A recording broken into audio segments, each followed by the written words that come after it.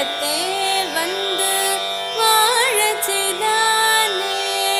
வண் திருப்பெருந்துறையாய் வழியடியோம் கண்ணகத்தே நின்று